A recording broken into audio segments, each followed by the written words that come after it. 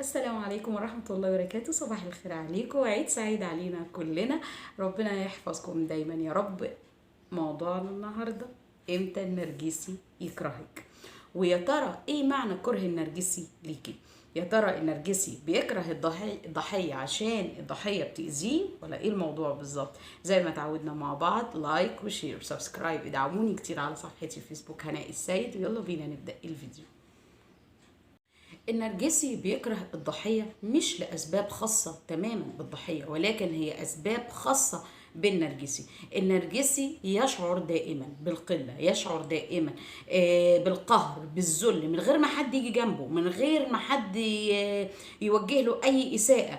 ولكن هو في عدم تصالح مع نفسه، هو يكره نفسه لأنه في محيط الأسري الأول أهله ما تقبلوهوش ورافضين رغباته ورافضين طلباته، وبالتالي كان في معاملة سيئة تلقاها في المراحل الأولى من عمره، وبالتالي هو أدرك إنه شخص مكروه، فابتدى إنه يكره نفسه.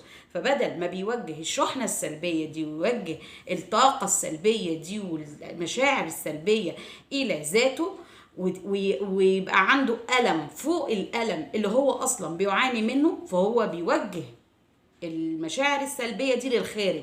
الخارج ده بقى أي ضحية بقى قصاده، سواء الضحية دي كانت زوجة، أصدقاء، جيران، إخواته، أبنائه، أي ضحايا قصاده بيوجه ليهم الطاقة السلبية دي أو المشاعر السلبية دي معنى الكره عند النرجسي. تمام. لكن النرجسي ما بيكرهش حد لأسباب تخص الطرف الآخر، لا، هي كلها أسباب تخص النرجسي وحده. تمام. طيب، امتى النرجسي يكرهك؟ النرجسي يكرهك لما تكوني كونتي شخصيتك، ما بتصدقيش النرجسي خالص، بتراقبي النرجسي وبتواجهيه بالحقيقة من خلال تسجيلات وتشويه سمعة واخده سكرينات شوت وكده، فبالتالي وبتشهدي عليه الناس. ده اكتر حاجه تخلي النرجسي مش يكرهك بس، لا يعني يخطط لاذيتك. يعني مش انه مجرد انه هيكرهك وخلاص، لا، اللي بيخطط لاذيتك والانتقام منك بشده. تمام. كلنا عارفين ان اهم حاجه عند النرجسي هي صورته قصاد الناس، خصوصا لو نرجسي خفي.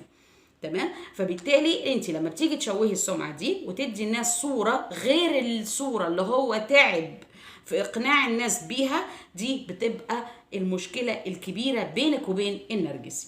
تمام. كمان لما النرجسي يمرض، النرجسي لما بيمرض مرض صعب علاجه، بيبتدي ان هو يتهم الضحيه انها السبب في هذا المرض، وان هو لولا ان هو معاها، لولا انه جاله هذا المرض، وهكذا. فالنرجسي لما بيكره الضحيه، هو ليه اسبابه الخاصه، اسبابه الخاصه بيه هو. خلاص. كمان النرجسي بيكره الضحيه لما الضحيه تكون على خلاف مع النرجسي وتقطع كل وسائل الاتصال بينها وبين النرجسي، تقطع كل حاجه، تعمل له بلوك على كل الابس اللي بينها وبينه وكل الوسائل التواصل الاجتماعي اللي بينها وبينه. وبالتالي هو ما بيبقاش قادر ان هو يستنتج ايه المرحله اللي بعد كده، ما بيبقاش قادر يستنتج ايه الخطوه اللي المفروض ان هو يتخذها تجاه هذه الضحيه، لان هي قطع عنه كل وسائل التواصل الاجتماعي، وبالتالي هو مش فاهم الحاله اللي يتعامل معاها ازاي، وكمان مش عارف هي بتخطط في ايه.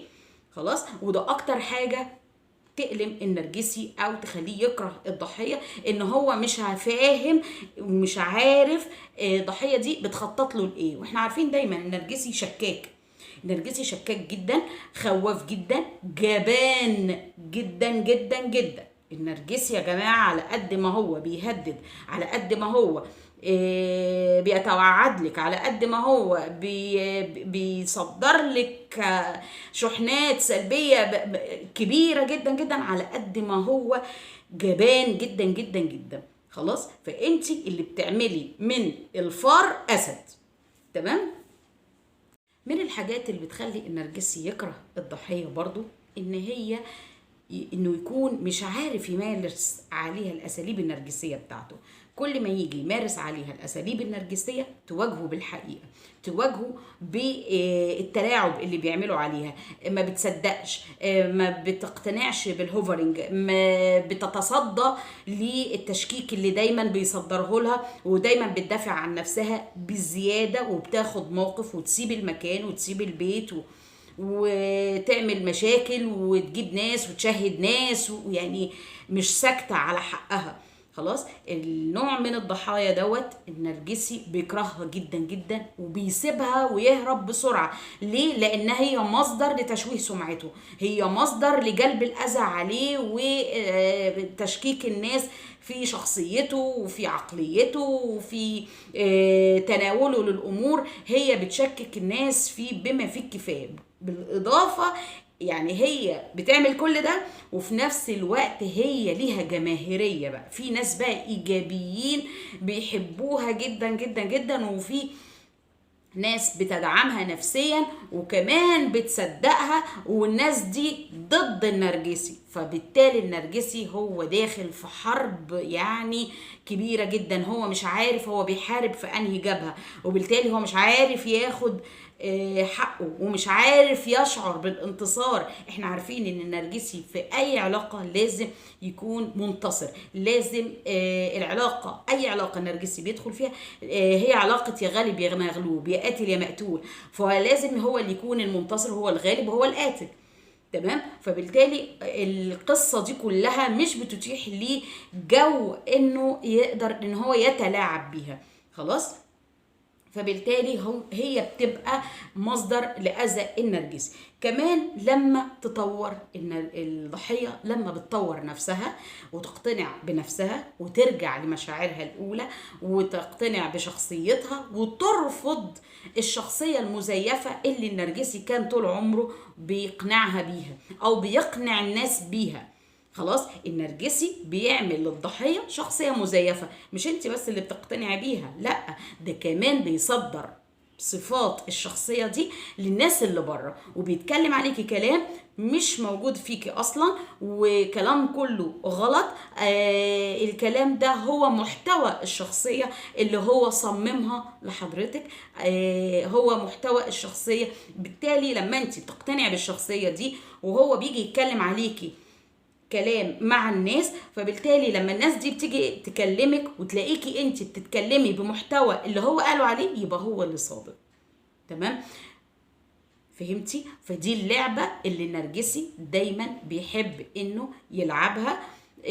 لكن الضحية الواعية اللي عندها إرادة، اللي عارفة إنه مضطرب نفسيا، اللي عارفة إن هي مهما عملت النرجسي لا يرضى. النرجسي ما عندوش حاجة اسمها رضا، ولا عنده حاجة اسمها انه يجي على نفسه عشان خاطر اللي قصاده. لا، النرجسي هو يا قاتل يا مقتول. لازم يكون هو الغالب، لازم يكون هو المنتصر، ولازم يكون هو النجاح دايما في ايده هو، ماسك امر العلاقة في ايده هو، ولو ده ما حصلش بيهرب، يسيبك، تشوه سمعتك ويسيبك على طول. تمام. يا رب يكون الفيديو عجبكم، يا رب اكون قدرت اشرح النقاط السابق ذكرها. استودعكم الله الذي لا تضيع ودائعه، والسلام عليكم ورحمة الله وبركاته.